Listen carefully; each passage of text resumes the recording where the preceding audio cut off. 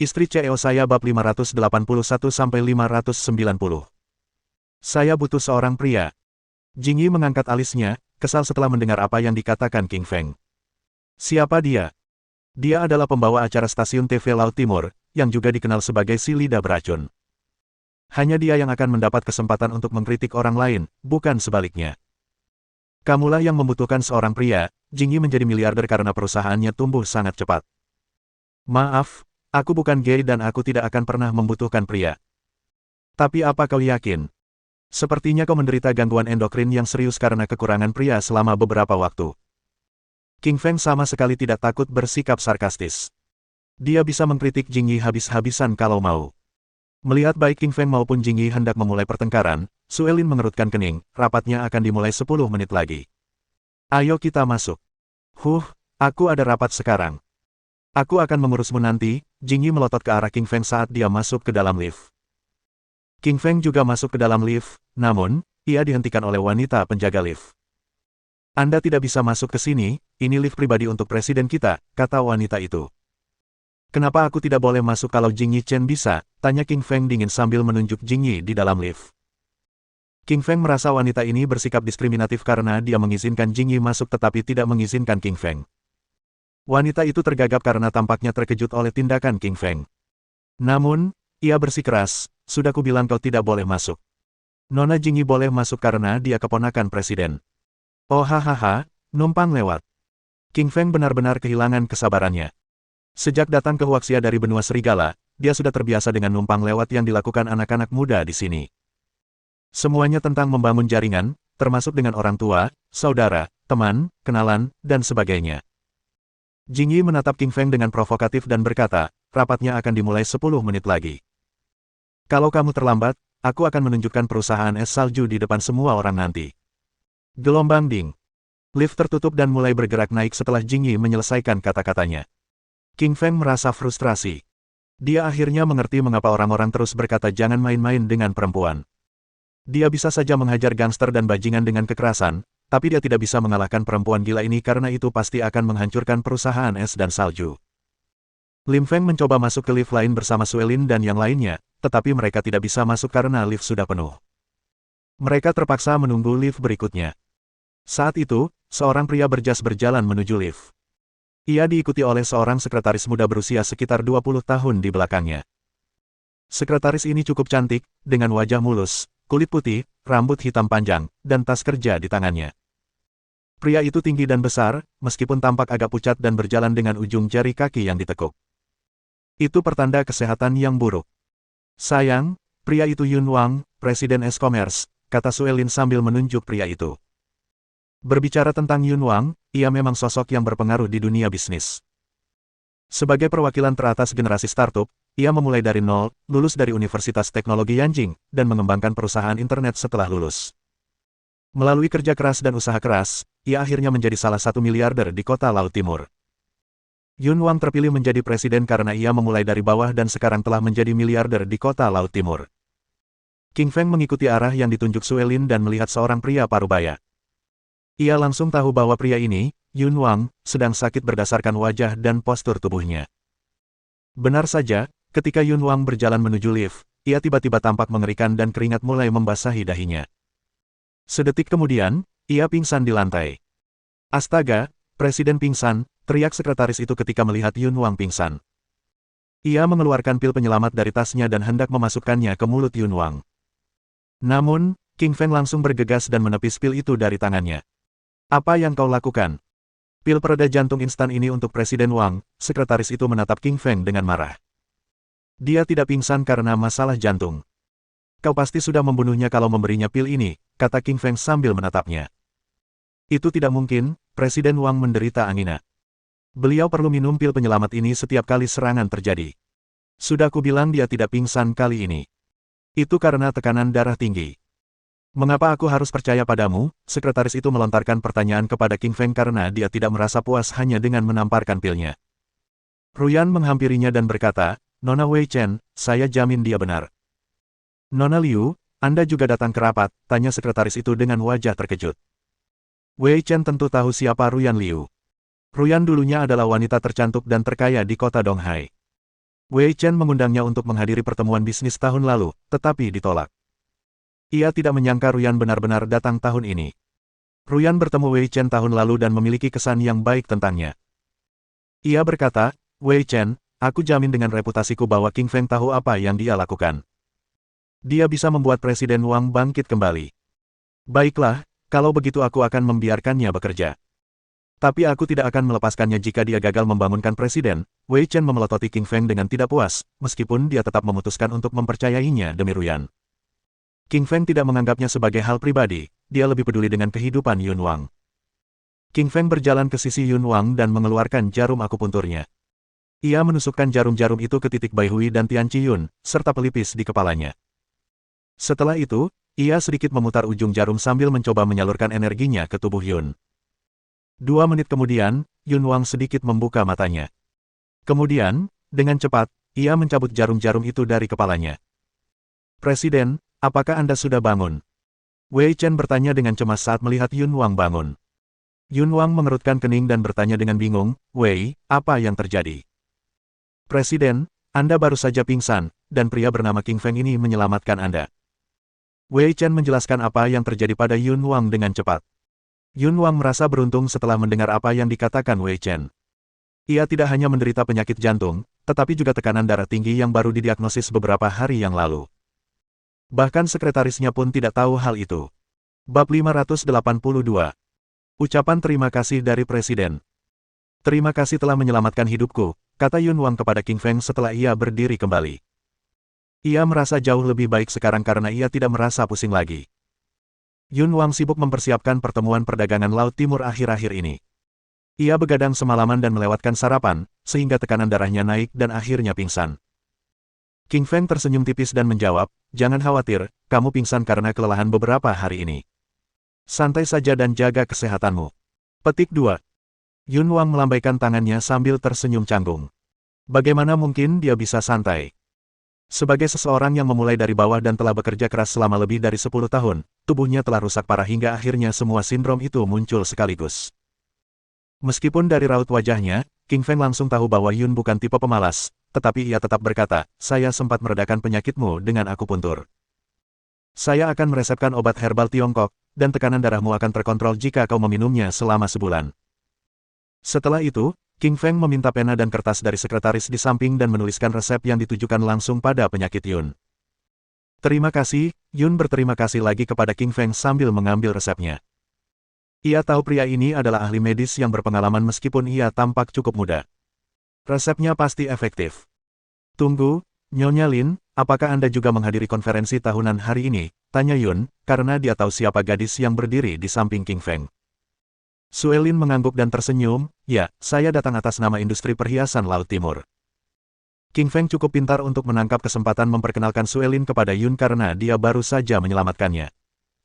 Presiden Wang, saya lupa memberitahu Anda bahwa Suelin adalah istri saya. Kita akan datang ke konferensi bersama hari ini, kata King Feng sambil tersenyum kepada Yun Wang. Ekspresi Yun tiba-tiba berubah, ia tampak lebih berterima kasih kepada Suelin. Ia pasti akan lebih menghormati Suelin karena sejak saat itu, karena King Feng telah menyelamatkan hidupnya. Namun, Ruyan merasa enggan ketika melihat ketiga orang ini asyik berbincang. Bagaimana mungkin ia diabaikan? Gelombang batuk-batuk. Ruyan berdeham, menunjukkan bahwa ia tidak senang. Yun menatapnya dan kembali terkejut. Nona Liu, bukankah Anda menolak undangan konferensi tahun lalu? Apa yang mengubah pikiran Anda tahun ini? Tanya Yun Wan dengan heran. Ruyan mengangkat bibirnya, kenapa? Aku tidak diterima lagi.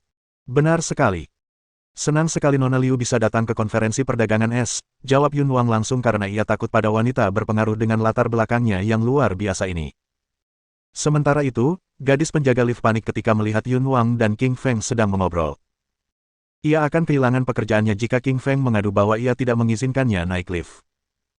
Namun, dia terlalu banyak berpikir.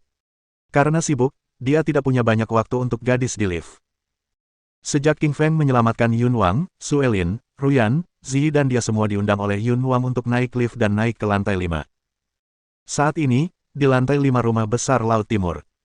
Lobi besar itu telah mengumpulkan begitu banyak orang, termasuk beberapa miliarder dan CEO dari Eastern Sea City. Masing-masing dari mereka memiliki setidaknya beberapa miliar dolar. Total kekayaan orang-orang di sini bisa mencapai ribuan miliar, yang merupakan kekayaan dari semua bisnis di kota Laut Timur. Lobi dihiasi dengan kristal dan lampu kristal dan jendelanya terbuat dari kaca yang diperkuat sehingga memperlihatkan pemandangan kota. Dua meja persegi panjang besar diletakkan di lobi. Ada kue, buah, hidangan penutup, dan begitu banyak hidangan lezat lainnya. Selain itu, ada juga panggung besar di tengahnya. Di atas panggung, Jingyi mulai mengumumkan dengan mikrofonnya, "Selamat datang semuanya. Saya pembawa acara konferensi e-commerce hari ini. Nama saya Jingyi Chen." Asteris tepuk-tepuk-tepuk. Semua orang mulai bertepuk tangan untuk Jingyi karena mereka menghormati tuan rumah cantik ini. Sambil menerima tepuk tangan, Jingyi tersenyum dan melanjutkan pidatonya. "Konferensi hari ini dimulai pukul 9. Kita kedatangan perwakilan dari berbagai perusahaan, kecuali satu orang, yaitu perwakilan dari Ice Snow Corporation." Pada saat ini, semua CEO mengerutkan kening karena mereka tahu ada rasa frustrasi dari nada bicara Jingyi. Namun, para CEO juga tidak senang dengan keterlambatan Ice Snow Corporation. Sebagai CEO dari berbagai perusahaan bergengsi, mereka tidak senang dengan keterlambatan Suelin, CEO Ice Snow Corporation. Jingyi melanjutkan provokasinya sambil melihat lebih banyak CEO yang kesal. "Saya tidak percaya seseorang benar-benar terlambat ke konferensi e-commerce, pertemuan paling penting industri bisnis di kota ini." King Feng dan Suelin baru saja tiba di lantai 5. Wajah mereka muram ketika mendengar keluhan Jingyi tentang perusahaan es dan salju. King Feng menjadi sangat marah dan tampak geram. Fakta bahwa Jingyi sekarang mengkritik perusahaan es dan salju di depan ratusan CEO pasti akan meninggalkan reputasi buruk bagi mereka. Sebagai salah satu karyawan di perusahaan es dan salju, King Feng menganggap perusahaan itu seperti keluarganya sendiri. Ia pasti akan marah jika keluarganya dipermalukan. "Nona Chen, perwakilan Ice Snow sudah datang.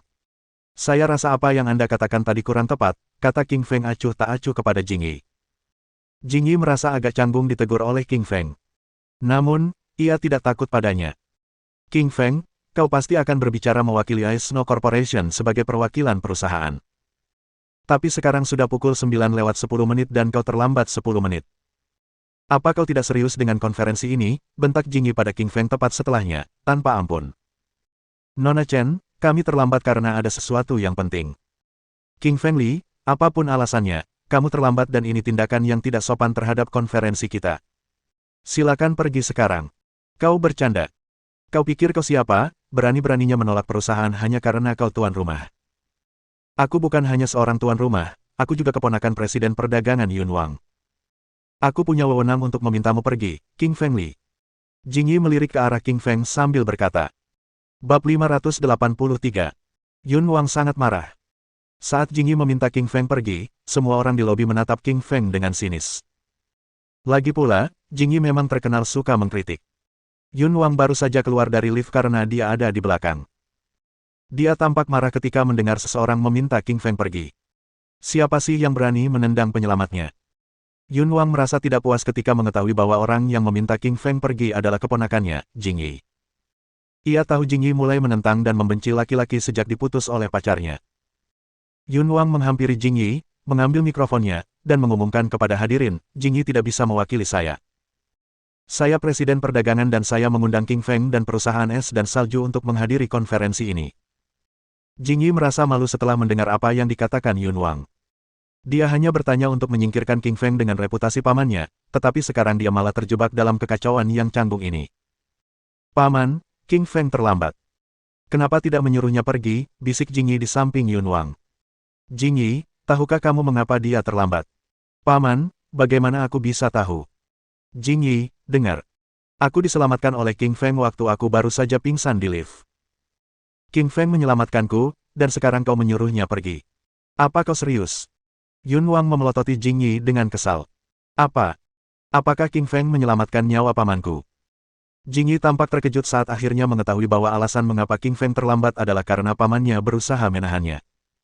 Yun Wang adalah Presiden Perdagangan di kota Laut Timur. Dia jelas berada di posisi yang lebih tinggi daripada Jingyi, yang hanya mengeksploitasi kekuasaan dan pengaruhnya. Yun Wang meletakkan mikrofonnya dan mengabaikan Jingyi. Ia berjalan mendekati King Feng dan Suelin, lalu mempersilakan mereka duduk di sampingnya. Semua orang iri melihat bagaimana Yun Wang memperlakukan King Feng. Seperti yang Anda ketahui, Presiden Perdagangan bisa memberikan pengaruh yang luar biasa pada banyak perusahaan dengan otoritas dan kekuasaannya. Konferensi perdagangan, juga dikenal sebagai pertemuan reuni, adalah tempat para pengusaha berkumpul dan membahas berbagai hal tentang bisnis dan kolaborasi. Beberapa CEO selalu bisa menemukan mitra. Suelin telah memperkenalkan perhiasannya kepada Qing Cheng Xia, CEO Allwell Herbs Medicine Corporation. Namun, Qing Cheng menolaknya karena ia lebih dekat dengan Ruyan. Meskipun Suelin sedikit kecewa, ia akhirnya menemukan dua kolaborasi dengan dua perusahaan lain di kemudian hari. Saat konferensi sedang berlangsung, Yun Wang tiba-tiba mengumumkan bahwa seorang wakil presiden akan dipilih melalui jajak pendapat untuk Asosiasi Perdagangan Laut Timur. Qing Feng, aku ingin jadi wakil presiden, jadi bisakah kamu memilihku? Ruyan menghampiri Qing Feng dan bertanya. Baik presiden maupun wakil presiden Asosiasi Perdagangan Laut Timur memiliki wewenang besar untuk memanfaatkan dana asosiasi yang menganggur. Menjadi wakil presiden akan sangat bermanfaat bagi perusahaan mereka. Karena Ruyan sedang berpikir untuk mendirikan perusahaan obat Cina, menjadi wakil presiden pasti akan sangat membantunya dalam mengembangkan perusahaan. Qing Feng mengerutkan kening dan berkata, menjadi wakil presiden akan membuatmu gila, aku tidak akan memilihmu. Petik 2. Ruyan agak kesal ketika mendengar ketidaksetujuannya terhadap Qing Feng. Ia bertanya, kenapa tidak? Karena kamu sedang hamil sekarang. Bayimu lahir lebih dulu daripada apapun, dan aku tidak ingin kamu pingsan karena kelelahan, kata Qing Feng dengan suara rendah yang hanya bisa didengar oleh mereka berdua. Ruyan langsung tersipu dan memelototinya sambil berbisik, aku bertaruh dengan Suelin, aku harus mengalahkannya dalam setahun. Terserahlah, aku tidak akan memilihmu sebagai wakil presiden, kata Qing Feng dengan tegas. Ruyan tampak frustrasi karena tahu bahwa Qing Feng tidak akan berubah pikiran. Dia tidak punya pilihan selain pergi setelah melotot tajam. Suelin langsung menghampiri Qing Feng begitu Ruyan pergi. Apa yang dikatakan pelacur itu padamu? Sayang, jangan terlalu kasar padanya. Ruyan bukan pelacur, kata Qing Feng sambil mengerutkan kening dan mencoba berbicara mewakili Ruyan. Suelin frustrasi, dia terus menggodamu, padahal kamu sudah menikah. Ingat untuk memilihku di pemilihan wakil presiden nanti. Qing Feng tidak akan memilih Suelin karena dia tidak ingin dia kelelahan, namun dia akhirnya memilihnya karena dibujuk olehnya. Sekarang, mari kita mulai jajak pendapat untuk wakil presiden perdagangan. Saya yakin kalian semua sudah punya calon untuk dipilih. Yun Wang tersenyum tipis saat mengumumkan rencana tersebut kepada hadirin. Setiap orang mempunyai sebuah kartu dan mereka akan menuliskan kandidat ideal mereka pada kartu tersebut dan memasukkannya ke dalam sebuah kotak. Pemungutan suara selesai dalam setengah jam. Jing Yi mulai menghitung nama dan nomor dengan gugup. Akhirnya, Suelin terpilih menjadi wakil presiden. Ruyan hanya kurang satu suara, yaitu suara dari Qing Feng. Suelin merasa puas. Dibandingkan menjadi wakil presiden, kebahagiaannya lebih berasal dari kepuasan karena Qing Feng memilihnya, bukan Ruyan.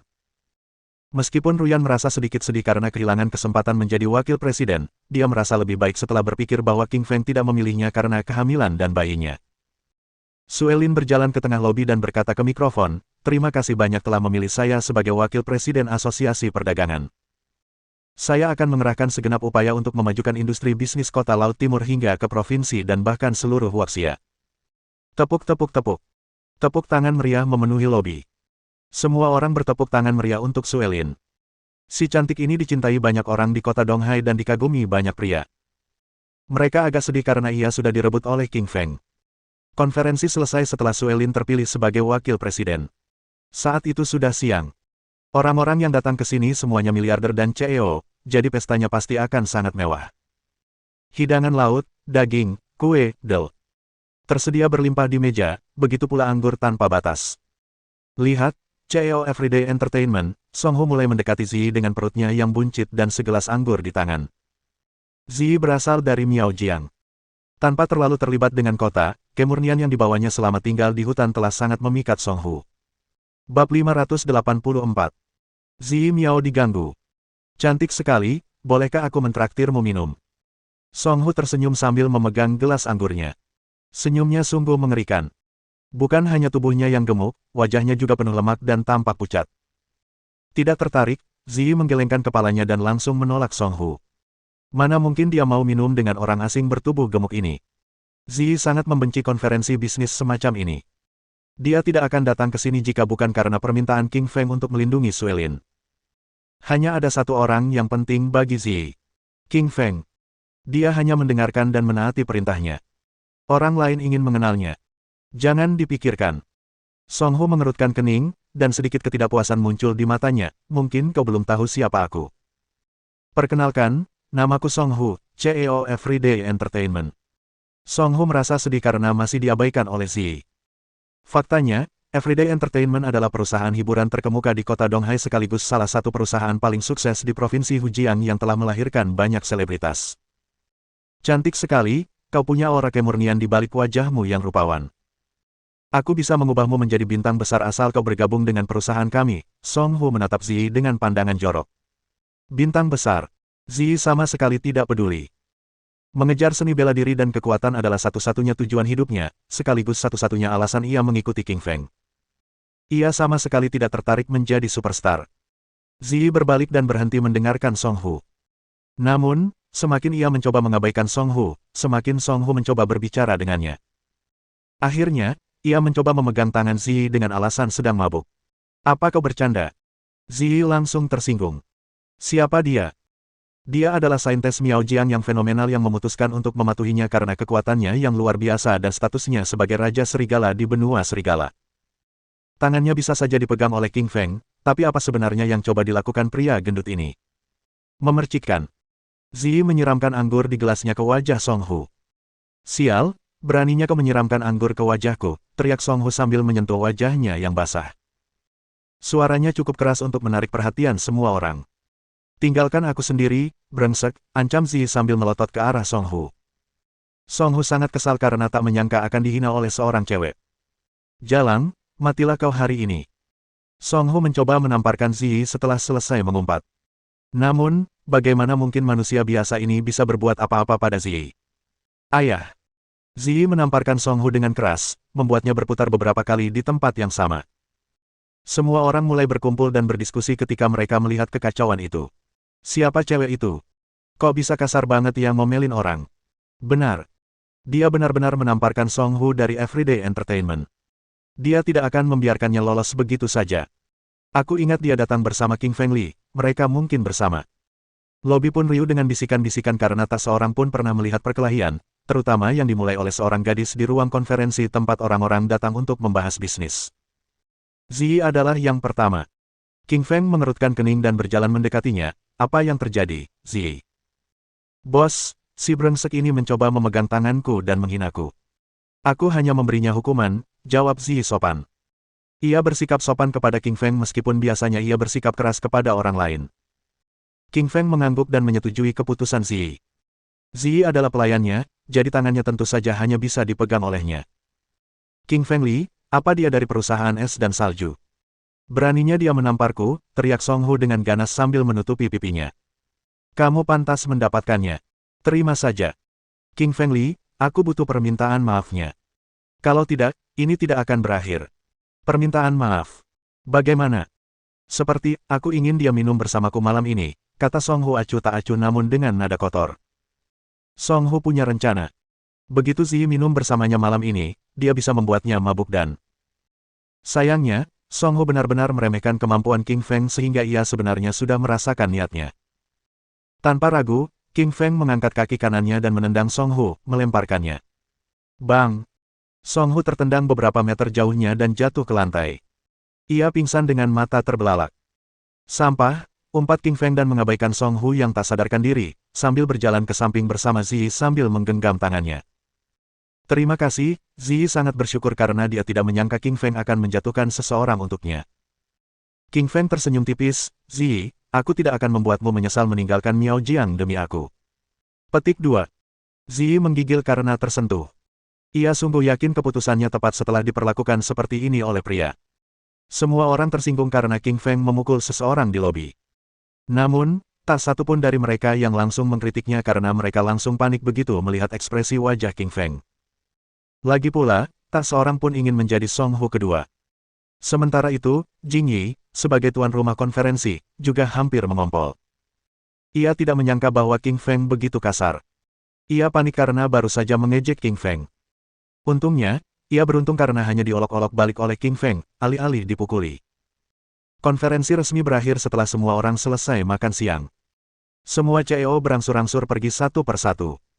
King Feng meninggalkan kediaman bersama Sue Lin, Ruyan, Ziyi, dan yang lainnya.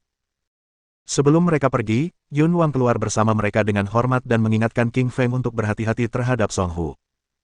Song Hu adalah orang yang cenderung menyimpan dendam mendalam. Namun, King Feng hanya menertawakannya. Ia tidak menganggapnya serius karena ia pikir seorang bos dari perusahaan hiburan tidak akan bisa menyakitinya. Nona Liu, saya sekarang wakil presiden Asosiasi Perdagangan. Bagaimana? Ya. Suelin mengangkat bibirnya dan mulai mengganggu Ruyan ketika mereka meninggalkan rumah besar itu. Ruyan tampak agak marah sambil memelototi King Feng. Ini semua salahmu, memilih Suelin. Lihat. Sekarang dia punya kesempatan untuk menyombongkan diri. Hah, terus kenapa? Aku tetap akan mengalahkanmu setahun lagi, cibir Ruyan sambil masuk ke dalam mobil Maserati-nya dan pergi. Bab 585.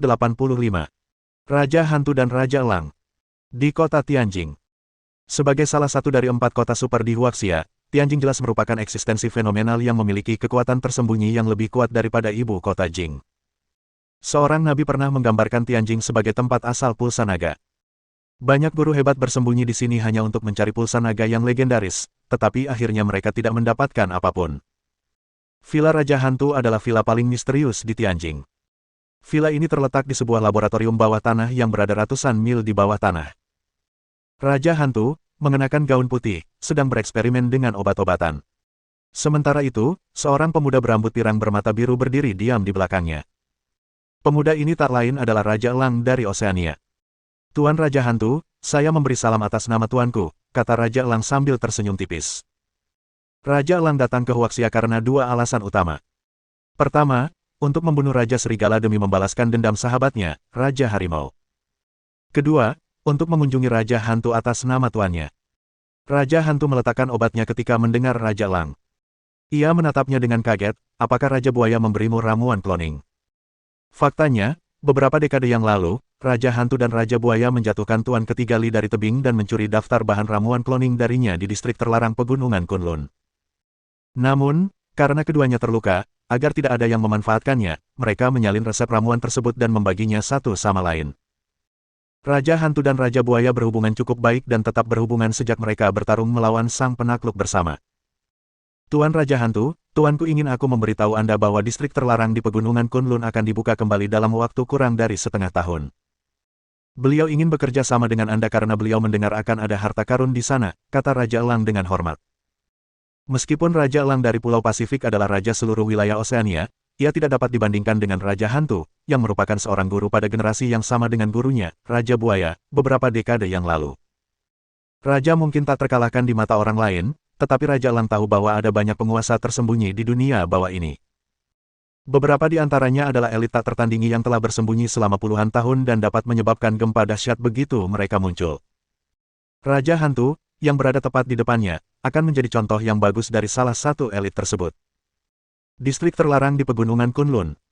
Raja Hantu mengerutkan kening sambil menatap tajam ke kejauhan. Tak seorang pun akan lebih tahu tentang distrik terlarang ini selain dirinya. Lagi pula, ia baru pernah memasuki zona terluar, yang berjarak ribuan kilometer dari pusat, beberapa dekade lalu bersama para master dari dunia bawah. Mereka tidak berhasil mencapai area inti. Raja Hantu mendapatkan ramuan kloning saat ia memasuki zona terluar distrik terlarang dan telah menggandakan kekuatannya dengan berhasil menyempurnakan ramuan tersebut selama bertahun-tahun. Kali ini, ia harus masuk ke zona inti untuk mendapatkan harta karun berharga di sana. Raja Elang, kembalilah dan beritahu tuanmu, Raja Buaya, bahwa aku akan bersatu kembali dengannya untuk menghancurkan tuan-tuan lainnya ketika distrik terlarang dibuka tahun ini, kata Raja Hantu dengan kekuatan yang dominan. Kekuatan ini cukup dahsyat hingga mengguncang semua gelas kimia, tabung reaksi, dan peralatan di laboratorium. Raja Elang tergagap karena merasa ngeri. Pantas saja Raja Hantu bisa berdiri sejajar dengan tuannya, Raja Buaya. Ia telah melatih dirinya untuk bisa mengeluarkan kekuatan batinnya. Raja Hantu senior, aku mengerti. Aku akan menyampaikan kata-katamu kepada tuanku. Tunggu, kau seharusnya datang ke Huaxia untuk sesuatu yang lain selain membawakanku berita ini, kan? Ya, aku tahu. Seorang teman baikku, Raja Harimau, telah dibunuh oleh King Feng. Aku akan melakukan hal yang sama padanya kali ini, kata Raja Elang dengan nada kejam dan dingin. Raja Serigala, putra dari Tuan Ketiga Li. Raja Hantu mengerutkan kening dan menjawab dengan tenang, muridku, Raja Neraka sekarang berada di kota Laut Timur dan dia juga berusaha membunuh Raja Serigala. Kau bisa menghubunginya begitu sampai di kota. Tapi ingat, Raja Serigala adalah putra sang penakluk dan dia bukan lawan yang mudah. Kalian harus ingat ini. Terima kasih sudah mengingatkan, Raja Hantu. Sampai jumpa lagi, Raja Elang membungkuk padanya dan meninggalkan villa menuju kota Laut Timur. Raja Hantu mengambil ramuan itu dan melanjutkan eksperimennya. Ramuan cloning itu sangat menantang dan rumit untuk disempurnakan. Saat itu, ia hanya bisa mengkloning 2 orang, tetapi ia harus mengkloning 2 kali lipat jumlahnya sebelum distrik terlarang di Gunung Kunlun dibuka karena ramuan itu akan membuatnya jauh lebih kuat. Karena King Feng baru saja menyelesaikan konferensi dan meninggalkan Istana Laut Timur, dia tidak tahu apa-apa tentang apa yang baru saja terjadi di Tianjing.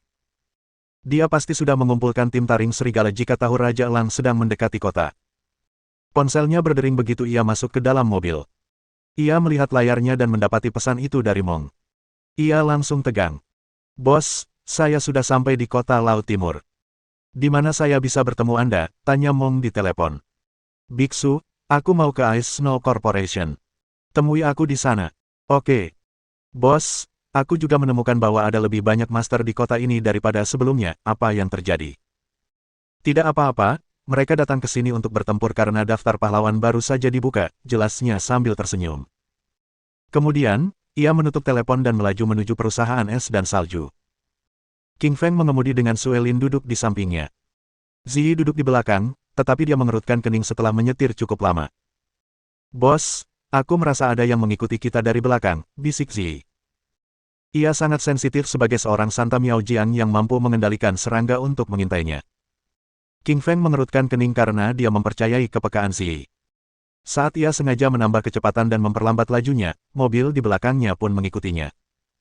Li Qingshan yakin bahwa mobil di belakangnya pasti mengikutinya. Karena jaraknya jauh, King Feng tidak dapat melihat apapun kecuali sebuah Audi hitam. Bos, apakah Anda ingin saya memeriksa siapa yang mengemudi di belakang kita? Tanya Ziyi. King Feng mengangguk saat dia menepi di jalan. King Feng mengerutkan kening karena merasa penguntit itu terlalu bijak untuk menjadi orang biasa.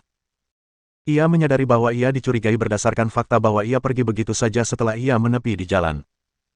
Penguntit ini juga memiliki kepekaan yang luar biasa. Mobil pengintai itu sudah pergi, ayo kita pergi, kata King King sambil kembali mengemudi sambil mengintip ke arah hilangnya mobil itu. Saat itu, 2 pria berjubah hitam sedang duduk di dalam Audi. Masing-masing mengenakan mantel hitam dan topeng, memancarkan aura yang kuat. King Feng Li memang kuat, dia benar-benar tahu kita mengikutinya. Tapi kita sudah mendapatkan semua informasi tentang cewek-cewek yang dekat dengannya.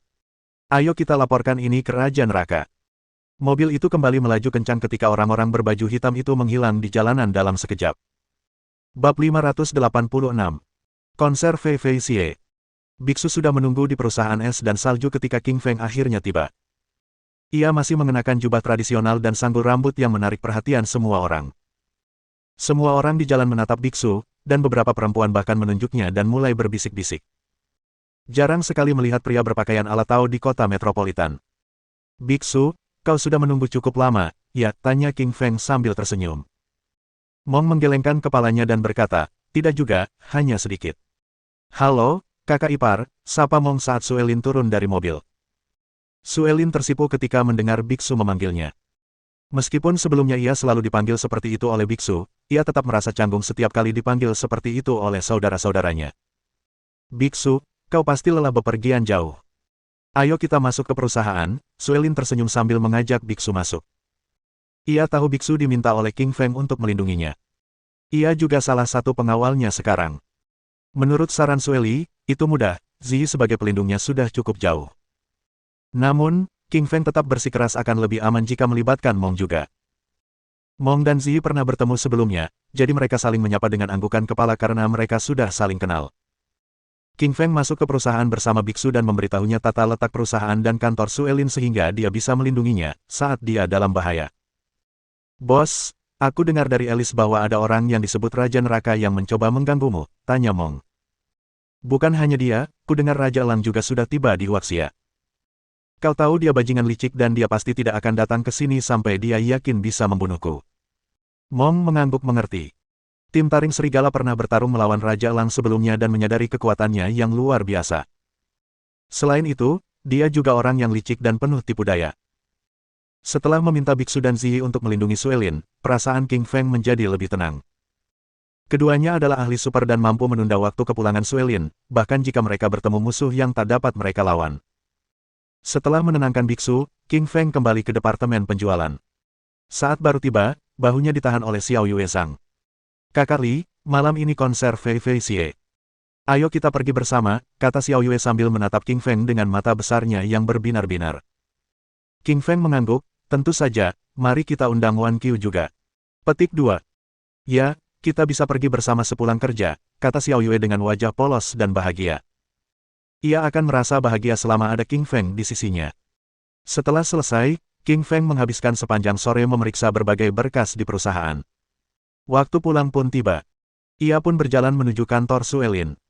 Sayang, malam ini konser si Xi Fei. Ayo kita pergi bersama, tanya King Feng sambil tersenyum ke arah Suelin. Namun, Suelin tampak agak khawatir. Ibuku baru saja menelepon dan bilang dia masuk angin. Dia ingin aku makan malam di rumah dan merawatnya. King Feng tampak kecewa karena rencananya untuk pergi ke konser bersama Suelin harus dibatalkan. Baiklah kalau begitu, aku akan meminta Biksu dan Ziyi untuk pergi bersamamu, kata King Feng. Setelah meninggalkan kantor Suelin, King Feng kemudian bertemu dengan Xiao Yue dan Wan Qiu di departemen penjualan dan meninggalkan perusahaan. Malam ini adalah malam konser Fei Fei. Dua wanita berdandan bak diva di Seattle. Xiao Yue mengenakan gaun putih yang menggambarkan lekuk tubuhnya dengan sempurna, sungguh menawan. Di sisi lain, Wan Qiu, dengan riasan tipis dan bibir merah, mengenakan gaun ungu yang membuatnya tampak sangat memukau. King Feng menjadi gembira begitu melihat kedua wanita cantik ini. Apa yang sedang kamu lihat? Tanya Xiao Yue. Aku sedang melihat Nona Xia dan bayi Xiao Yueku. Kalian berdua tampak luar biasa. Kamu bicaranya manis banget. Kita harus berdandan rapi buat nonton idola kita malam ini. Aku tahu, tapi orang yang tidak mengenal kalian mungkin mengira kalian akan berkencan. Xiao Yue dan Wan Qiu langsung tersipu dan mencubit pelan bahu King Feng. Sebenarnya, kedua cewek ini sengaja berdandan untuk King Feng. Mereka ingin menunjukkan sisi terbaik mereka kepada King Feng dengan alasan pergi ke konser. Para cewek cenderung berdandan untuk orang yang mereka sukai. King Feng berjalan menuju konser bersama kedua wanita ini sambil menikmati percakapan kecil. Konser Fei Fei berlangsung di Pusat Kebudayaan Laut Timur. Stadion raksasa itu mampu menampung ribuan orang. Banyak penyanyi yang menggelar konser di sana. Banyak orang telah berkumpul di Pusat Budaya Es ketika King Feng tiba. Banyak anak laki-laki dan perempuan memegang poster mereka yang bergambar Fei Fei dan bertuliskan, Fei Fei, aku cinta kamu. Generasi muda sekarang memang gila, ya. King Feng terdiam. Dia tidak akan percaya Fei Fei punya pesona seperti ini kalau dia tidak menyaksikannya sendiri.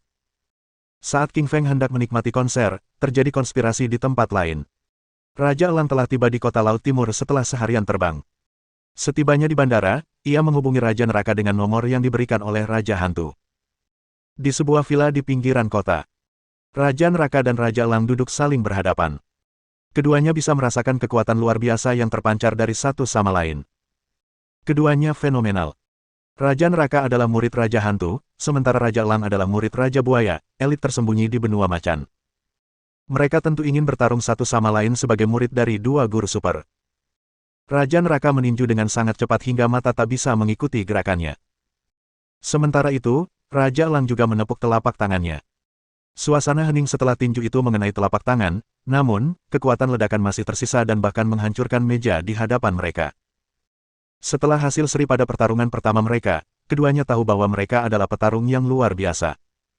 Raja Hantu memiliki murid yang luar biasa. Gator King juga punya yang luar biasa. Yang benar-benar menghentikan pukulanku. Raja Neraka, kudengar kau sudah mengumpulkan semua informasi tentang Raja Serigala. Kenapa kau tidak bertindak? Tanya Raja Elang dengan sedikit spekulasi. Bab 587. Lupa membawa tiket. Raja Elang, Raja Serigala tidak mudah dihadapi, kata Raja Neraka sambil mengerutkan kening. Aku tahu, dia raja di benua serigala. Tapi, apa kau tidak ingin membunuhnya? Raja Elang balas memprovokasi dengan kasar. Raja Elang telah melakukan penyelidikan dan menemukan bahwa Raja Neraka dan Raja Serigala saling bermusuhan. Tidak hanya merebut wanita Raja Neraka, tetapi juga menghancurkan seluruh keluarganya, Raja Elang juga telah menghancurkannya. Bagaimana mungkin ia menelan kebencian ini? Raja Neraka menatap ke kejauhan dengan agresif, aku bahkan berpikir untuk membunuh Raja Serigala dalam mimpiku, tetapi dia memiliki segel Raja Serigala yang dapat mengaktifkan kekuatan garis keturunannya yang melindunginya dari kematian. Apakah Raja Neraka ingin mengalahkan Raja Serigala? Tentu saja. Tapi dia tahu betapa mengerikannya King Feng karena dia bahkan bisa membunuh hantu 5 setelah menjadi Master SSS dengan ramuan peningkat kekuatan. Totem Raja Serigala. Raja Elang tampak berwibawa. Sebagai seorang master sekaligus juara dunia bawah, ia memiliki pemahaman mendalam tentang beberapa kekuatan misteri. Ada banyak sekali binatang buas dan satwa liar di dunia ini. Setiap binatang buas memiliki totem yang mewakilinya. Misalnya, klan Raja Elang menggunakan elang hitam sebagai totem. Setiap totem menghambat kekuatan garis keturunan yang dapat membangkitkan kekuatan eksplosif. Meskipun demikian, mereka sangat langka. Hanya satu anggota klan mereka yang bisa memiliki totem tersebut. Karena ada banyak sekali master di klan Raja Elang, meskipun ia memang kuat, totem elang hitam telah diperoleh oleh master super lain di klan tersebut beberapa dekade yang lalu. Pantas saja Raja Serigala bisa menguasai dunia bawah tanpa masalah, dia mewarisi kekuatan garis keturunan dari totem. Kita perlu punya rencana matang untuk menghadapinya, Raja Elang merenung dalam-dalam sambil mengerutkan kening. Raja Elang mengira ia bisa membunuh Raja Serigala begitu ia mendapatkan kekuatan setelah mengonsumsi obat cloning dari tuannya. Namun, setelah mendengar apa yang dikatakan Raja Neraka, ia mempertimbangkan kembali rencananya karena Raja Serigala tidak bisa diremehkan. Raja Elang, aku sedang berpikir untuk menculik wanitanya, dan mengancamnya agar masuk ke perangkap kita, kata Raja Neraka dengan bengis. Raja Elang mengangguk dan setuju dengan Raja Neraka. Ia pasti sudah bergegas menemui Raja Serigala jika tidak memiliki totem itu, tetapi ia merasa terancam oleh kekuatan misterius yang dimiliki oleh King Feng saat ini. Saat itu, King Feng tidak tahu apa yang sedang terjadi. Ia hanya menunggu di pintu masuk konser bersama Xiao Yue dan Wan Qiu. Tentu saja, dia telah meminta Mong dan Zi untuk melindungi Suelin karena dia entah bagaimana dapat memprediksi bahwa mungkin ada sesuatu yang salah di sana. Saudara Li, konsernya akan segera dimulai. Ayo masuk, kata Xiao Yue sambil mengedipkan mata besarnya. King Feng mengangguk dan berjalan menuju pintu masuk bersama kedua wanita itu. Sesampainya di pintu masuk, Xiao Yue dan Wan Qiu sama-sama mengeluarkan tiket mereka. Namun, tiba-tiba, King Feng terkejut ketika ia memasukkan tangannya ke dalam saku. Sial, dia lupa tiketnya. Tiket itu tertinggal di jaket yang dia ganti untuk konferensi hari ini. Petugas tiketnya adalah seorang wanita parubaya berusia sekitar 30-an. Ia cantik, meskipun terlihat agak galak dengan bibir tipisnya. Pulanglah, nak. Ada yang mau mengganggu konser tanpa tiket. Lucu sekali, kata petugas tiket sambil melambaikan tangan ke arah King Feng dan memintanya pergi. Terlalu banyak orang yang datang ke konser Fei Fei hari ini. Wanita ini sudah kesal setelah memeriksa ribuan tiket sejauh ini. Sekarang, ia akhirnya kehilangan kesabaran ketika melihat seorang pemuda mencoba masuk tanpa tiket. Apa yang kau katakan? Aku hanya lupa membawa tiketku. Tiketku bahkan VIP, kata King Feng kesal sambil melotot ke arah petugas tiket. Apa? Tiket VIP? Wanita itu memutar bola matanya karena kehilangan kata-kata untuknya demi King Feng. Dia sudah memeriksa ribuan tiket malam ini dan bahkan belum melihat satupun tiket VIP karena hanya ada 10 tiket VIP untuk konser Fei Fei. Tapi sekarang, pria ini bilang dia yang memilikinya, bukankah dia bohong? Baiklah, kalau begitu tunjukkan padaku tiket VIP-mu, ya, kata petugas tiket dengan nada sinis kepada King Feng. King Feng menggelengkan kepalanya, sudah kubilang, aku meninggalkannya di jaket lain yang kuganti pagi ini. Petik 2. Bohong, kamu tidak punya. Pergi sekarang juga, kata wanita itu kepada King Feng dengan frustrasi sambil meliriknya karena masih banyak orang yang mengantre. King Feng tidak senang dengan hal itu. Ia menunjuk Xiao Yue dan Wan Qiu dan berkata, lihat, tiket VIP mereka dibeli olehku. Petik 2. Xiao Yue dan Wan Qiu segera mengeluarkan tiket mereka dan menunjukkannya kepada wanita itu karena mereka ingin membuktikan apa yang dikatakan King Feng itu benar. Namun, petugas tiket berkata dengan curiga setelah memeriksa tiket, apakah tiket ini asli? King Feng kesal karena merasa wanita ini mempermainkannya. Tiket ini diberikan langsung oleh Fei Fei, bagaimana mungkin palsu? Menurut pandanganku, tiket ini pasti palsu. Sebuah suara keras terdengar dari belakang pada saat ini. Song Ho menghampiri mereka sambil menggendong seorang wanita muda yang menggoda. Wanita ini cantik dan cukup muda untuk menjadi putri Song Ho, namun, ia dipeluk oleh babi kotor itu. Petugas tiket panik ketika melihat Song Ho. Bos Hu, apa yang membawamu ke sini? Tanyanya. Petugas tiket itu jelas tahu siapa Song Ho. Dia bukan hanya CEO Everyday Entertainment, tetapi juga salah satu sponsor konser di pusat budaya ini. Song Ho mengintip dada wanita penjual tiket itu dan tersenyum, aku bahkan tidak punya tiket VIP, bagaimana mungkin dia bisa memilikinya? Dia pasti berbohong. Song Hu marah besar ketika mendengar tiket VIP disebutkan. Ia memintanya dari Fei Fei beberapa hari yang lalu karena tiket itu melambangkan status, tetapi ditolak karena Fei Fei kehabisan tiket. Ia kesal dan belum tahu bahwa ke-10 tiket VIP itu sebenarnya diberikan kepada King Feng. Begitu melihat Song Hu, ekspresi King Feng tampak galak. Ia tahu pria ini sedang mencari masalah dengannya karena ia pernah dipukuli Song Hu di konferensi. Song Hu mundur beberapa langkah ketika melihat tatapan tajam di mata King Feng. Ia berkata dengan dingin, "Apa yang akan kau lakukan di sini? Ini wilayahku." King Feng mencibir, "Apa kau baru saja bilang 2 tiket VIP pemberian Fei Fei itu palsu? Bagaimana mungkin itu masuk akal?" Puff. Bab 588. VIP, ini benar-benar tiket VIP. King Feng kesal karena diejek Song Hu dan cewek di sampingnya. Dia bukan marshmallow lembek yang bisa diremukkan siapapun sesuka hati. Dia memutuskan untuk membalas. "Saya punya pertanyaan untuk Anda, Nona cantik. Apa hubungan Anda dengan Song Hu?" tanya King Feng sambil tertawa dan bertanya kepada wanita muda itu, menanggapi kritiknya. Kemarahannya yang mendalam tersembunyi di balik senyumnya yang halus. "Aku pacarnya. Tidak seperti orang miskin dan kesepian selamanya sepertimu yang bahkan tidak mampu membeli tiket konser," jawab wanita muda itu sambil mencibir. Kini, wajah King Feng berubah dari senyum tipis menjadi ekspresi getir. "Sayang, kamu masih terlalu muda untuk menjadi putri Song Hu, dan sekarang kamu bilang kamu pacarnya. Apa orang tuamu tahu kalau kamu itu perempuan yang haus uang, materialistis, dan haus harta, yang telah kehilangan kesuciannya demi seorang pria tua kaya? Mereka pasti patah hati, ya." King Feng, seorang pria tangguh yang terkenal dengan kepahitannya, langsung membungkam gadis cantik itu dengan melontarkan kata-kata pedas ke wajahnya. Song Hu kesal ketika melihat pacarnya merasa malu. "King Feng Li, aku salah satu sponsor konser Fei Fei hari ini. Keluarlah dari sini kalau kamu tidak punya tiket." "Siapa kau berani menyuruhku pergi?" sindir King King dengan nada sarkastis. Song Hu telah dihukum oleh King Feng di konferensi karena ia mencoba memegang tangan Ziyi. Sekarang, King Feng tahu ia akan mengganggunya dan mencoba mengeluarkannya dari sini. Namun, King Feng tidak akan membiarkan hal ini terjadi. King Feng mengeluarkan ponselnya dan mulai menghubungi Fei Fei. "Hei, Fei Fei, aku lupa bawa tiket. Mau ikut ke pintu masuk konser? Sampai jumpa di sini." Petik 2. Setelah selesai, King Feng menutup telepon dan menatap Song Hu dengan acuh tak acuh. Song Hu tertawa sinis, "Siapa yang kau coba tipu? Memanggil Fei Fei? Kurasa kau belum pernah melihat wajahnya."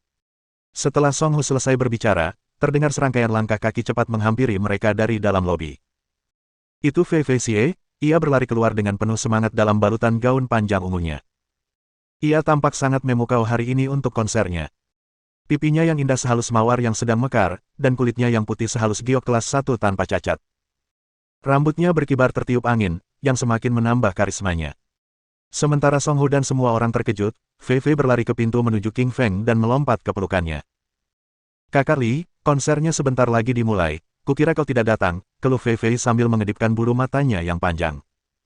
Sebenarnya, Fei Fei mengadakan konsernya di kota Donghai hanya untuk King Feng. Dia cukup kaya dan tidak akan datang ke kota ini untuk konser jika King Feng tidak ada di sana. "Fei Fei, aku pasti akan datang ke konsermu," King Feng tersenyum sambil menyentuh rambutnya. VIP sungguhan. Song Hu dan cewek yang dibawanya benar-benar kehilangan kendali.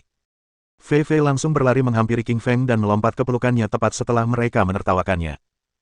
Semua orang bisa tahu bahwa Fei Fei dan King Feng bukan sekadar teman jika mereka berpikir jernih. Bahkan petugas tiket hampir terlonjak kaget. Sebagai staf konser Fei Fei, ia jelas pernah melihat superstar arogan ini dan meminta tanda tangannya. Namun sekarang, Fei Fei praktis bermesraan dengan seseorang yang baru saja dikritiknya semenit yang lalu. Petugas tiket sedikit menyesali perbuatannya. "Sialan, kalau saja aku membiarkannya masuk," alih-alih membentaknya, "mungkin aku bisa mengenal Fei Fei sekarang. Ya Tuhan, aku sudah merusak kesempatan ini. Konsernya akan dimulai 5 menit lagi. Ayo masuk, Kak Li." Fei Fei berjalan memasuki lobi sambil menggandeng tangan King Feng tanpa menyapa Song Hu dan petugas tiket. Mereka benar-benar mengabaikannya. Meskipun petugas tiket tidak tersinggung karena dia bukan orang penting dan tidak mengenal Fei Fei, Song Hu tetap merasa malu. Faktanya, konser Fei Fei yang diadakan di Eastern City disponsori oleh 3 perusahaan besar, salah satunya adalah Everyday Entertainment Corporation milik Song Hu. Bagaimanapun, Song Hu tetaplah sponsornya dan pantas mendapatkan sambutan darinya, namun ia diabaikan begitu saja dan ditinggalkan begitu saja. Fei Fei berjalan ke tengah panggung sambil tetap menggenggam tangan King Feng. Lobi dipenuhi ribuan orang yang mengangkat poster mereka dan meneriakkan nama Fei Fei. Penggemarmu gila, kata King Feng sambil tertawa sambil menatap ke arah anak muda yang bersemangat itu. Sejujurnya, King Feng tidak pernah mengerti para penggemar gila ini. Bagaimana mungkin mereka rela kelaparan hanya demi menabung untuk membeli tiket konser? Apakah ini bentuk kasih sayang seorang penggemar berat? King Feng tidak mengerti perasaan ini karena ia tidak pernah punya idola yang ia kagumi. Xiao Yue dan Wan Qiu ada di belakang mereka. Mereka sedikit kesal melihat tangan King Feng dipegang oleh Fei Fei. Meskipun keduanya adalah penggemar Fei Fei, mereka masih memiliki perasaan terhadap King Feng dan tidak ingin seorang gadis memegang tangannya. Selain itu, mereka juga merasa sedikit tertekan karena Fei Fei terlihat cantik. Fei Fei sangat senang dengan kedatangan King Feng. Ia membawa mereka semua ke area VIP. Area VIP adalah kursi paling depan di area tengah yang khusus diperuntukkan bagi VIP. Bahkan miliarder pun tidak akan mendapatkan kursi tersebut jika tidak disetujui oleh Fei Fei. Area ini melambangkan status. Saudara Li, aku harap kamu bisa bernyanyi bersamaku nanti, kata Fei Fei kepada King Feng sambil mengibaskan bulu matanya yang panjang dan halus. Fei Fei, kamu sudah cukup pandai bernyanyi, aku tidak perlu ikut campur. Tidak mungkin, Kak Li. Aku mengadakan konser ini untukmu. Kamu harus bernyanyi setidaknya satu lagu bersamaku. Baiklah, kalau begitu aku akan menyanyikan lagu terakhir bersamamu, kata King Feng, yang tidak ingin menolak Fei Fei setelah melihat keputusasaannya. Ia akhirnya menerima permintaan Fei Fei karena ia menghargai usaha Fei Fei yang telah mengadakan konser di tempat yang begitu jauh hanya untuknya. Fei Fei hanya meninggalkan satu kalimat kepada King Feng sejak konser akan dimulai. Fei Fei berjalan ke tengah panggung setelah mengucapkan selamat tinggal kepada King Feng. Begitu tiba di tengah panggung, musik mulai menggelegar di seluruh lobi dan orang-orang tak henti-hentinya meneriakkan namanya dan memintanya untuk bernyanyi. Fei Fei tak diragukan lagi adalah ratu di industri musik pop Huaxia. Setiap albumnya terjual jutaan. Para penggemarnya di lobi saat ini membuktikan fakta ini, ia memang seorang diva. Bab 589. Menyanyikan lagu cinta dengan seorang superstar. Terima kasih banyak, semuanya. Aku akan menyanyikan lagu berjudul, The Moon Represents My Heart, untuk seseorang yang aku suka. Fei Fei tersenyum tipis sambil menatap King Feng. Kau bertanya seberapa dalam aku mencintaimu, seberapa besar aku mencintaimu. Kasih sayangku nyata, kekagumanku nyata. Kau bertanya seberapa dalam aku mencintaimu, seberapa besar aku mencintaimu. Kasih sayangku takkan berubah, kekagumanku takkan berubah, seperti bagaimana bulan melambangkan hatiku. The Moon Represents My Heart, dinyanyikan Fei Fei dengan penuh emosi. Seperti seorang gadis yang merindukan cintanya di bawah sinar rembulan. Gelombang tepuk-tepuk-tepuk gelombang. Penonton pun bertepuk tangan meriah karena mereka sangat terkesan dengan suara indah Fei Fei. Hari ini, Fei Fei tampak dan terdengar manis. Wajahnya tampak memerah karena riasan tipis, sementara kedua matanya yang besar berkilauan bagai bintang di langit. Satu lagu tentu saja tidak cukup untuk sebuah konser, Fei Fei menyanyikan beberapa lagu lagi kemudian dan semuanya cukup spektakuler untuk memenangkan tepuk tangan meriah dari para penggemarnya. Saat ini, saya akan menyanyikan Red Love. Tapi, saya butuh teman pria untuk bernyanyi bersama, ujar Fei Fei sambil tersenyum kepada penonton. Semua orang bersemangat ketika mendengar Fei Fei akan menyanyikan sebuah lagu bersama seorang pria, terutama para pria. Mereka sangat gembira. Fei Fei, aku akan jadi penggemar setiamu selamanya. Izinkan aku bernyanyi bersamamu. Fei Fei, aku mencintaimu. Biarkan aku bernyanyi bersamamu. Fei Fei, meskipun aku seorang gadis, aku tidak keberatan menjadi seorang pria untuk bernyanyi bersamamu. Semua orang heboh dan berusaha keras untuk mendapatkan kesempatan bernyanyi bersama Fei Fei. Rasanya seperti mimpi yang menjadi kenyataan jika mereka bisa bernyanyi bersama idola mereka. King Feng terdiam dan tidak tahu bagaimana harus bereaksi terhadap orang-orang gila di kerumunan yang meneriakkan hal-hal gila. Meski dia tahu Fei Fei adalah bintang besar di industri musik pop Asia, dia tidak menyangka kalau Fei Fei ternyata begitu berpengaruh, sampai-sampai banyak orang tergila-gila padanya. Fei Fei menunggu beberapa menit hingga kerumunan menjadi dingin sendiri, lalu dia berkata, aku akan bernyanyi bersama King Feng Li. Apa-apaan ini? King Feng tak bisa berhenti mengumpat begitu mendengar ucapan Fei Fei. Ia menerima permintaan Fei Fei karena ia pikir ia hanya akan bernyanyi pelan-pelan dengannya, tapi Fei Fei langsung memanggil namanya. King Feng tahu bahwa Fei Fei tidak mencoba menyakitinya, dia hanya mencoba mengungkapkan perasaannya padanya. Baiklah, kau boleh saja jatuh cinta padaku, tapi kau adalah superstar yang menawan dan dewi nasional. Aku akan membuat banyak orang iri jika kau memanggil namaku seperti ini. King Feng sedikit mengeluh dalam hatinya. King Feng perlahan berjalan ke tengah panggung sambil merasakan banyak tatapan iri, dengki, kaget, bingung dan benci yang menusuk dari punggungnya dari kerumunan. Fei Fei, apa kau harus memanggil namaku seperti itu hanya untuk sebuah lagu? Rengek King Feng sambil mengerutkan kening. Fei Fei tersenyum nakal, ini hukuman karena membuatku menghabiskan setengah tahun mencoba menemukanmu.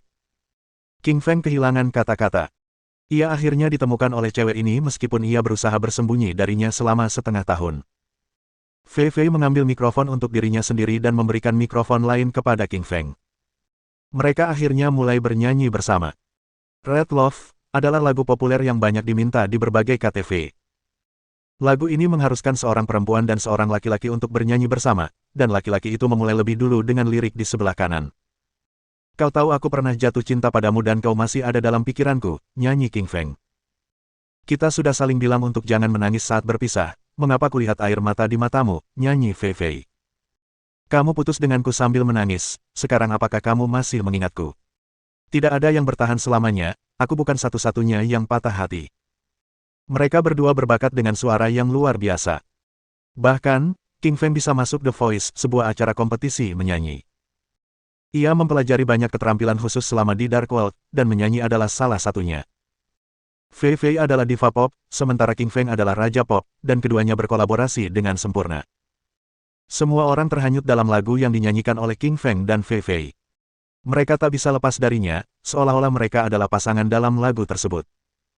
Ketika akhirnya lagu itu selesai dinyanyikan oleh Fei Fei dan King Feng, air mata mengalir di pipi Fei Fei. Ia menjadi terlalu emosional saat bernyanyi dan telah menempatkan dirinya dalam karakter yang ada di lagu tersebut.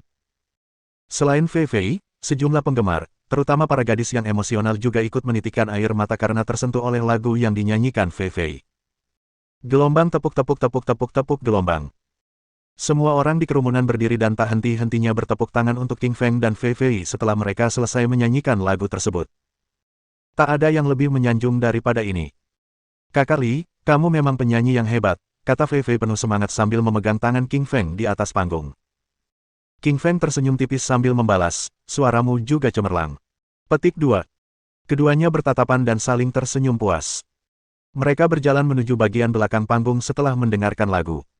Saat ini, di ruangan lain di samping panggung, Song Hu berdiri dengan hormat di depan seorang pria muda dengan perut buncit. Pria muda ini tampaknya berusia sekitar awal 20-an. Ia tampan, meskipun agak pucat. Kalau ada di sana, pastilah King Feng bisa tahu siapa orang ini. Orang ini adalah Jun He, yang terakhir kali dipukul oleh King Feng di restoran Moonbay. Jun He telah pulih setelah menjalani perawatan berhari-hari. Ia kesal setelah teringat bagaimana ia di restoran terakhir kali. Karena itu, kali ini ia membawa beberapa petarung elit di kota Laut Timur dan hendak menghukum King Feng untuk balas dendam. Namun sebelum itu, ia memutuskan untuk bermain-main dengan Fei Fei.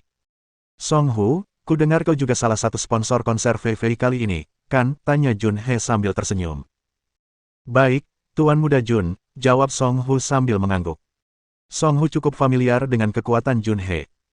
Sebagai putra Lang He, salah satu dari 3 tiran di Provinsi Fujian, ia jelas memiliki otoritas yang luar biasa. Song Hu tidak akan setakut itu jika dia hanya berhubungan dengan kekuatan dari Provinsi Fujian, intinya dia telah mendengar Lang He juga berhubungan dengan beberapa kelompok khusus di Tianjiang. Song Hu, aku akan memberimu misi. Jika kau bisa menyelesaikannya, ayahku bisa memperluas perusahaanmu ke seluruh provinsi, Jun He tersenyum sambil berbicara. Song Hu tampak gembira dan terkejut saat berjalan mendekati Jun He. Setelah mendengar rencana Jun He, ia berbalik dan segera pergi, bersiap untuk melaksanakan rencana Jun He untuk menjaga Fei Fei Xie. Bab 590. Fei Fei Xie dibius. Selamat, Nona Xie, atas penampilanmu yang sukses. Beberapa sponsor ingin bertemu denganmu, kata seorang gadis kepada Fei Fei Xie. Gadis ini berusia sekitar 20 tahun, pasangan Song Hu, dan berpakaian seperti pelacur. Alis Fei Fei Xie menegang dan tampak tidak senang. Ia hendak pergi makan setelah selesai bernyanyi bersama Li King Feng, tetapi para sponsor ingin bertemu dengannya. Kemanapun seorang selebritas pergi, mereka akan membutuhkan sponsor. Ini karena mereka membutuhkan ruang dan relasi. Mustahil menyelenggarakan konser hanya dengan pengaruh sang selebritas. Kakak Li, Tunggu aku di sini. Aku akan pergi menemui para sponsor lalu makan denganmu, kata Fei Fei Xie dengan malu. Lily mengangguk karena ia memahami hubungan antara selebritas dan sponsor. Lagi pula, sponsor menghabiskan banyak uang untuk membantu selebritas berpromosi, jadi wajar saja jika mereka bertemu setelah pertunjukan. Fei Fei Xie datang ke kamar nomor 1. Ada 4 orang di sana, 3 sponsor termasuk Song Hu, dan seorang pria berwajah pucat bernama Jun He. Fei Fei Xie pernah bertemu Jun He sebelumnya. Terakhir kali mereka bertemu adalah di restoran Crescent Bay. Jun He ingin mengundang Fei Fei Xie untuk makan malam, tetapi ditolak oleh Li Qingfeng. Fei Fei Xie tidak memiliki kesan yang baik tentang Jun He. Jun He selalu mengganggunya. Tepat ketika Fei Fei Xie hendak pergi, Song Hu berdiri. Kita harus bersulang atas keberhasilan penampilanmu hari ini, Nona Xie. Song Hu memberi Fei Fei Xie secangkir anggur. Fei Fei Xie tidak yakin apakah dia harus menerima anggur di depannya atau tidak. Nona Xie, saya hanya ingin bersulang untuk Anda. Terimalah. Anda boleh pergi setelah bersulang dengan saya. Song Hu masih memegang gelas anggurnya. Namun, nadanya menyiratkan makna lain. Anggur itu bukan anggur biasa, ada sesuatu di dalamnya. Fei Fei Xie ingin pergi secepat mungkin, jadi dia menerima anggur itu dan meminumnya. Aku sudah minum anggurnya. Selamat tinggal. Fei Fei Xie tersenyum, meletakkan cangkirnya, dan hendak pergi. Setelah 2 langkah, Fei Fei Xie merasa pusing dan tubuhnya kehilangan tenaga. Ia merasa lemas dan tubuhnya terasa panas. Fei Fei Xie adalah selebritas besar dan telah melalui banyak hal. Dia juga dibius saat terakhir kali tampil di benua macan. Hari ini mirip dengan dulu. Apa yang kau masukkan ke dalam anggur? Tanya Fei Fei Xie saat tubuhnya kehilangan seluruh kekuatannya. Ia jatuh ke tanah dan tak bisa bergerak lagi. Song Hu tertawa dan berkata, Nona Xie, saya memberi afrodisiak dan obat lain yang membuat Anda kehilangan kendali atas tubuh Anda. Song Hu, aku tidak akan pernah memaafkanmu. Ekspresi Fei Fei Xie berubah. Ia merasa pikirannya semakin tidak jernih dan tubuhnya semakin panas. Song Hu tersenyum dan berjalan ke arah Jun He. Ia berkata, Tuan Jun, misiku sudah selesai. Kau boleh menikmatinya sesukamu sekarang. Jun He memberitahu Song Hu dan anak buahnya, kalian semua keluar. Tanpa perintahku, jangan biarkan siapapun masuk. Mengerti? Mereka semua saling berpandangan dan meninggalkan ruangan. Mereka jelas tahu apa yang akan dilakukan Jun He, tetapi Jun He adalah putra salah satu dari 3 tiran. Mereka tidak akan berani menyinggung perasaannya. Jun He, aku tidak menyangka kau akan sekeji itu. Beraninya kau menyuruh sponsor untuk membius minumanku. Fei Fei Xie berkata sambil terduduk di tanah. Matanya dipenuhi amarah. Dia sudah tahu betapa hinanya Jun He, tapi dia tidak menyangka Jun He akan bertindak berlebihan. Dia ingin memperkosanya. Kenapa kamu lebih suka makan dengan Li Qingfeng daripada denganku? Aku akan memperkosamu hari ini, apapun yang kamu katakan. Jun He menyeringai dan matanya dipenuhi rasa dingin. Seluruh provinsi Hujiang mengenal Jun He. Dia adalah putra salah satu dari 3 tiran dunia bawah. Karena Fei Fei Xie, dia dipukuli oleh Li Qingfeng di depan semua orang. Tentu saja dia akan memberinya pelajaran. Ekspresi Fei Fei Xie berubah, ia ketakutan. Tubuhnya tak bisa bergerak lagi, dan ia tahu ia dalam bahaya. Jika Li Qingfeng tak muncul, tamatlah riwayatnya. Kakak Li, tolong datang dan selamatkan aku. Fei Fei Xie berdoa dalam hati. Ia ingin Li Qingfeng muncul sesegera mungkin. Li Qingfeng sedang menunggu Fei Fei Xie di kamar belakang, tetapi dia tidak kembali sama sekali. Dia merasa ada yang tidak beres. Li Qingfeng mengeluarkan ponselnya dan menelepon Fei Fei Xie, tetapi ternyata panggilannya tidak tersambung. Ia menelepon lagi, tetapi kali ini teleponnya dimatikan. Ada yang salah. Qingfeng Li cerdas dan dia merasa ada sesuatu yang tidak benar. Sial, seharusnya aku tidak membiarkan Fei Fei bertemu sponsor-sponsor itu sendirian. Mereka bukan pria terhormat. Li Qingfeng menyalahkan dirinya sendiri dan berjalan menuju kamar nomor 1. Ia sangat cepat dan tiba di depan kamar. Ekspresi wajah Li Qingshan berubah saat ia melihat Song Hu dan 2 sponsor lainnya sedang menunggu di depan ruangan. Ada penjaga lain. Li Qingshan tahu bahwa penjaga itu adalah seorang master tingkat tinggi hanya dengan sekali pandang. Berhenti, kamu tidak bisa masuk. Song Hu menghentikan Qingfeng Li. Song Hu, aku di sini untuk menemui Fei Fei Xie. Dia tidak ada di sini. Omong kosong. Dia cuma bilang ke sini untuk ketemu sponsor. Li Qingfeng menyeringai dan hendak membuka pintu ruangan. Ketika Li melangkah, ia dihentikan oleh penjaga di samping pintu. Penjaga itu berkata, Tuan muda saya memberi saya perintah untuk tidak membiarkan siapapun masuk ke ruangan ini. Tuan muda. Siapa tuan muda Anda? Tanya Li Qingfeng dengan alis berkerut.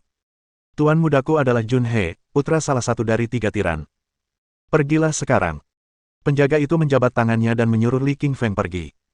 Mohon dukungan dari omom ante-ante sekalian, buat subscribe atau sharekan novel Mimin ke Facebook kalian, agar channel Mimin bisa terus berkembang. Dengan begitu, Mimin bisa lebih semangat untuk up novel seru lain ke depannya. Buat teman-teman yang sudah subscribe dan sharekan novel Mimin, Mimin ucapkan terima kasih sebanyak-banyaknya.